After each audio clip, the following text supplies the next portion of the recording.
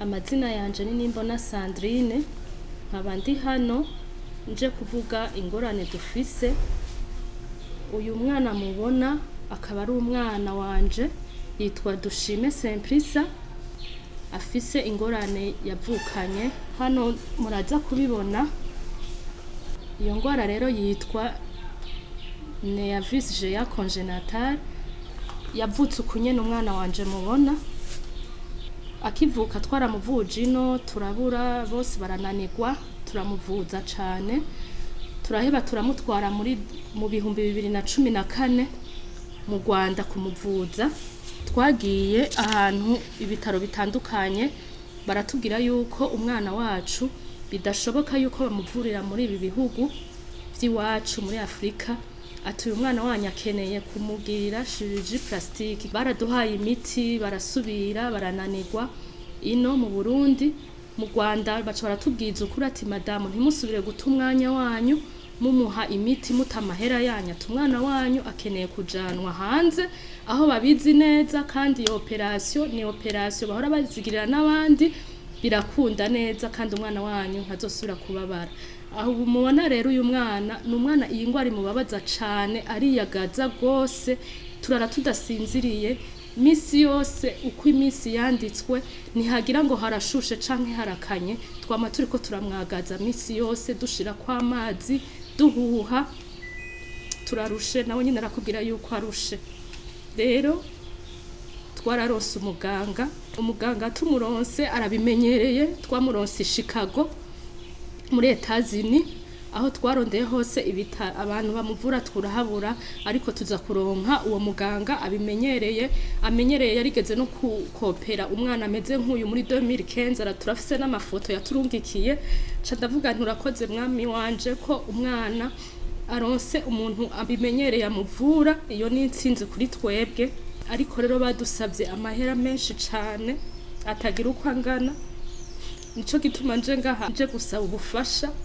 Badusabye amahera angana ibihumbi 36 vy'amadolari. Rero nkaba nje ngahanye gusaba umuntu wese umfashanyo. Murumva ko ayo mahera ari amahera menshi, kuko jewe n'umugabo ntidukora. Umugabo amaze imyaka 5 adakora. Rero nari nje gusaba umuntu wese afise umutima wo gufasha. Nkatera kamo nyene icubahiro mukuru w'igihugu Sebarundi, narumvise ko afasha, nukuri afashe ashikire ku mwana wanje, agira umunezero, bamuvure. Nkasaba n'umupfasoni wiwe, umutambukanyi wiwe, nawe nyene narumvise yuko ahora afasha.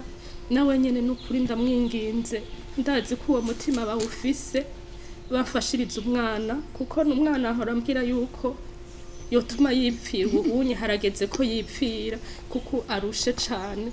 N'ivyo bintu biramuruhishije, ntidusinzira, kandi umwana acaja ku ishuri mu gitondo 6h du matin yari yagaze, kaca vyuka 6h du matin akaja ku ishuri. Murumva yuko ari ibintu bibabaje cane.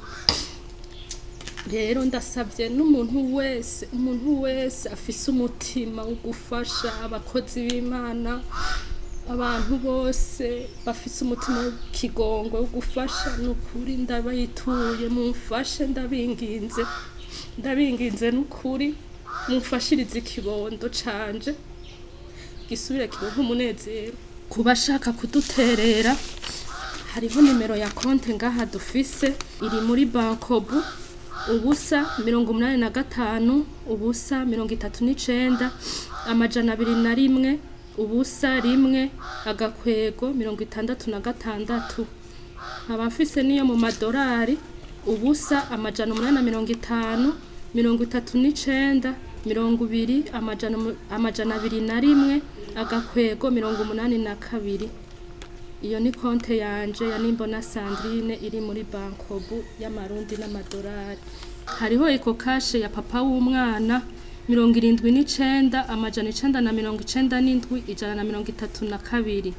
Hakaba hariho rimikashe ya mama w'umwana jewe nyene Sandrine 61 510 472. Murakoze.